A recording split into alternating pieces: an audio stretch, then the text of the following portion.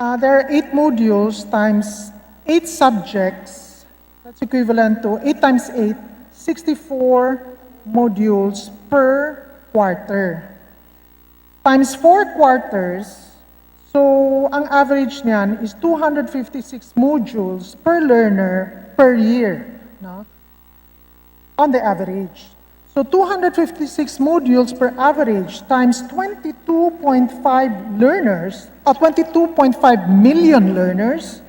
So that's 5,760,000,000 per year modules that they have to produce. And per quarter, if you divide that by 4, that means to say they need to produce 1,440,000,000 as an average. Pero yung sa ngayon, ang nasa nila, computation is they're only averaging 1.1 billion per quarter. Nakalilito po ang sagot ninyo. Yes, bibigyan na lang kita ng DS, so you can continue asking your next question. Kasi syempre, pareho tayo. Baka mahina tayo sa math. Ganito po kasi, isang competency, isang module, hindi po ba? Not necessarily, kasi yung sinasabi What do you mean not necessarily? Some competencies can be clustered. One competency is one module. Ideal yan, pero may mga competencies that can be clustered in one module po. Mr. Speaker, Your Honor, may I repeat? From 14,000 competencies, kinompress na po natin yan. Inalis po nila in 60%, naging 40% na lang, kaya naging 5,689. Kailangan po lahat ng 5,689 competencies na yan, aralin po ng Kung hindi, wala nang matututunan ng bata. Kinompress na nga natin, these are the most essential competencies. Kaya po, kapag dinivide natin sa 4 na quarters yan, lilitaw mga 1,400. Kaya nga sinasabi ko po sa inyo, sa marami pong beses na pakikipanayam ninyo sa TV sa radyo, ang pinipilit po ng DepED, 1,300 po ang mga modules for competencies. Kaya nga po, tinatanong ko kanina, kung 1,300 ang competencies, yun din po yung modules. Kaya nakakapagtaka kung paano kayo kukwenta ng 1.1 billion lamang. Malabo po ang kwenta ninyo. Kaya po pala hanggang ngayon hindi natin malaman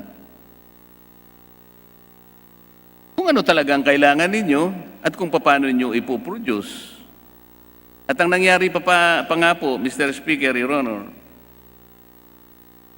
ang mga teachers po ang ginamit para mag-produce ng module. O sige, granting for the sake of an argument na totoo po yung 1.1 billion modules. Hindi po ba totoo ang gumawa ay kanya-kanyang modules, mga division, mga teachers?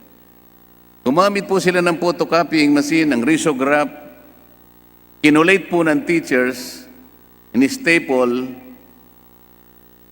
pagkatapos, pinamigay, pinamahagi sa mga bata. Ito po ba'y gawain ng guro, Mr. Speaker, Your Honor?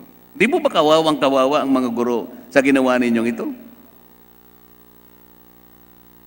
Mr. Speaker, the modules are being prepared and developed by the master teachers and the supervisors. So yung mga teachers naman, nag-a-assist lang sila. Hindi ko po talaga marinig yung sagot ninyo. Pasensya na po, hindi po malinaw.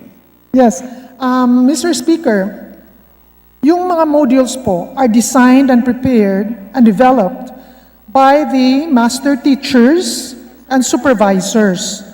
Tapos yung mga teachers, they're just assisting in the production po. Hindi po ganun ang nangyari. Yun nga po sinasabi ko sa inyo, Yes. dapat magpakatapat na lang ang DepED.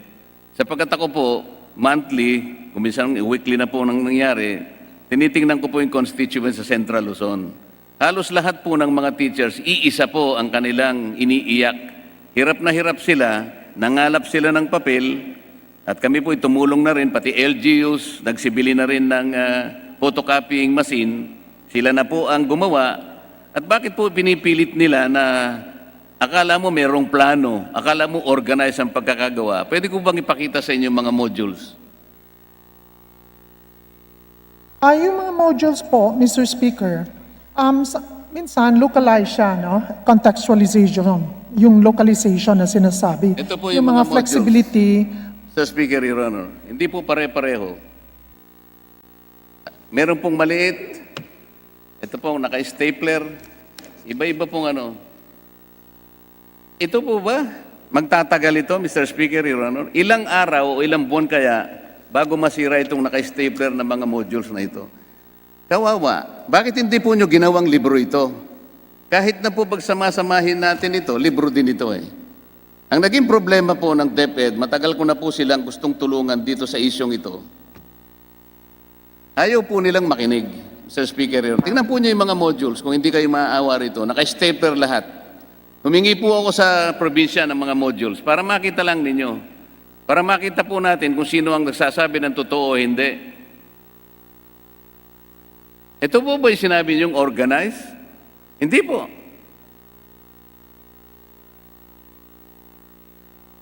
Kaya po kanina kinukwenta ko sana, Sir Speaker, Your Honor, para maipakita ko sa inyo kung gaano, kung ilang pages ang kakailanganin. Kakailanganin po natin siguro, kasakin ng maraming mga punong kahoy para maiproduce ninyo ito. Halimbawa po, yung isang quarter lang, kung 3,000 pages per learner po, dahil kinuwenta ko na po ito eh. Sa 100 modules per average na po, per learner, per grade level, per quarter, at i-multiply mo po yun ng 30 pages, average page po ng bawat module, lilitaw po ay 3,000 pages po lahat per learner ang kanyang babasahin. Kaya kapag ka po yung 3,000 pages na yon ay minultiply mo again sa 22.5 million, ang makukuha po nyo dyan ay 67.5 billion pages. Saan po ninyo kukunan na punong kahoy yun? Ganun po kabigat itong pangyayaring ito.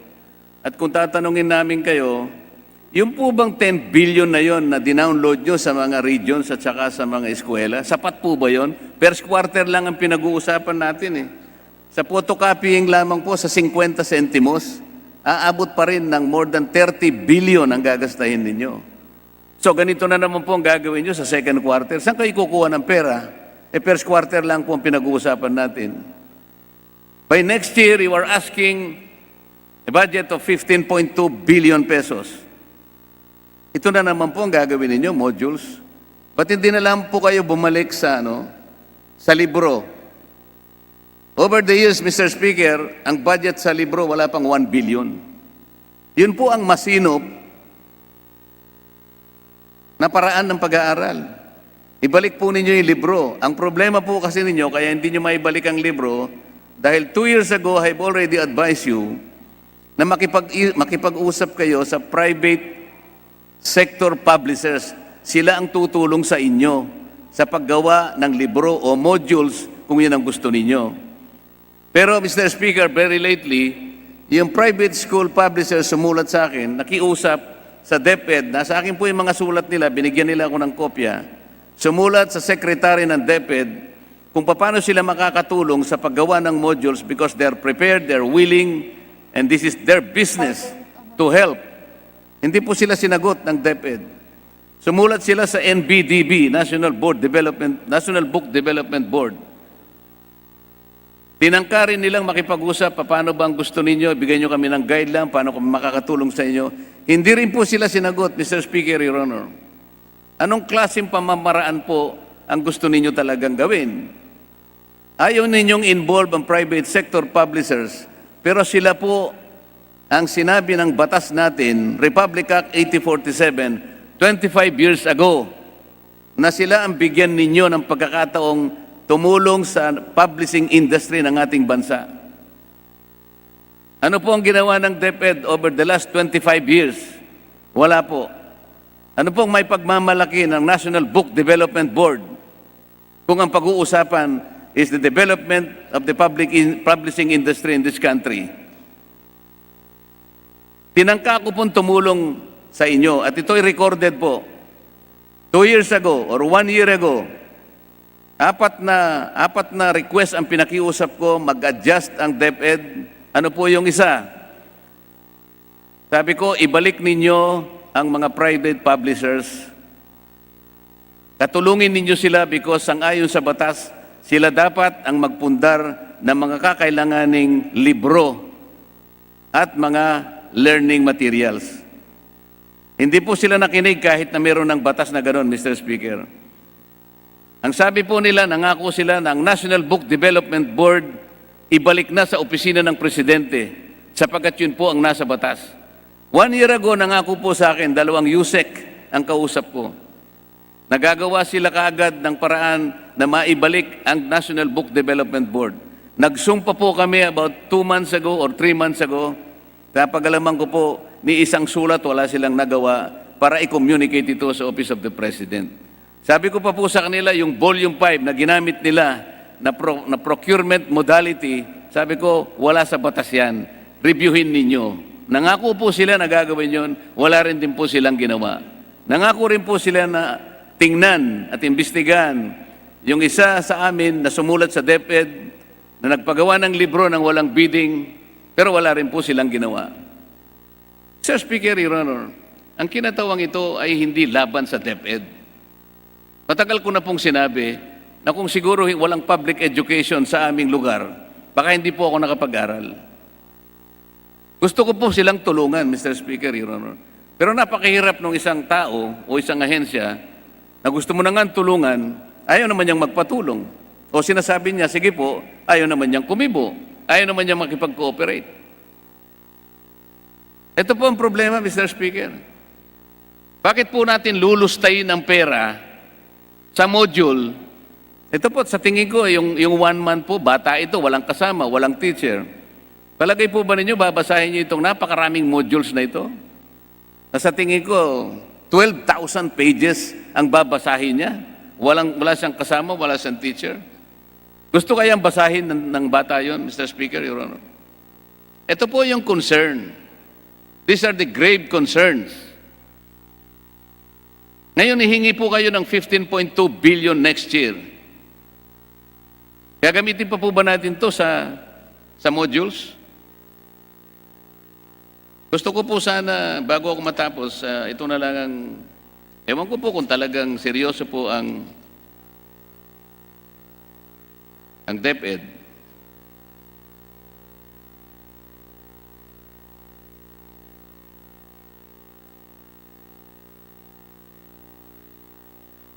Ang aking po sanang mungkahi, Sir Speaker, Your Honor, ay itong mga bagay na ito.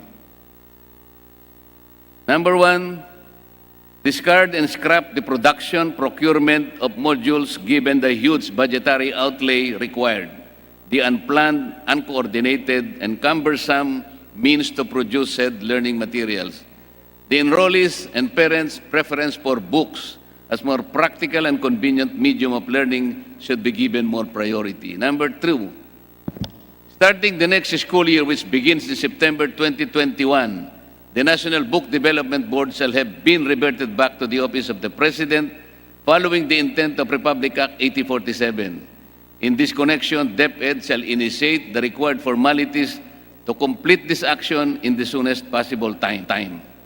Number 3, defer the implementation of OUA Memorandum Circular Number 00-0620-0030 in regard to the specification on new computer devices for students and teachers, while the DepED computerization program, about 1.5 to 5 billion per year, is being reviewed and rationalized with the end in view of integrating the department's procured IT materials in several years in the learning management system developed earlier for e-classrooms.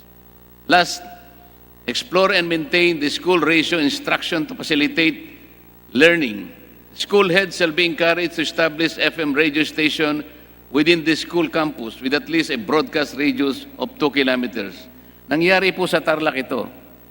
Ang isa po niyong USEC pumunta sa Tarlac, nabigla siya. Kayang-kaya palang gawin ng isang classroom na magtayo ng isang FM station. makipag-coordinate lang kayo sa NTC.